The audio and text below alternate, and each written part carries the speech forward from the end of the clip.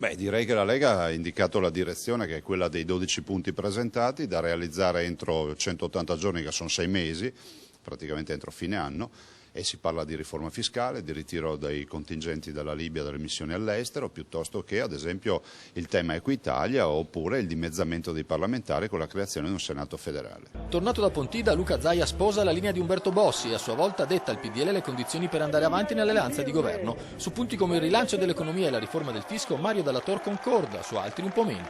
Molte proposte sono fatte proposte di un singolo partito, penso ai ministeri distribuiti in giro per l'Italia, mi pare che di tutto abbiamo bisogno, meno di ulteriori spese. Fra i punti non trattabili c'è anche la fine della missione in Libia, anche per motivi strategici. Oltretutto la Libia è un paese fornitrice di energia e che per l'Italia è determinante. Sul dimezzamento dei parlamentari Dalla Torre è invece disponibile, ma non si nasconde le difficoltà. Subito dovrebbero farlo, lo dicono da anni, e il problema è che probabilmente dovrebbero dare questa proposta al popolo, non di certo ai parlamentari che difficilmente si levano la sedia da sotto.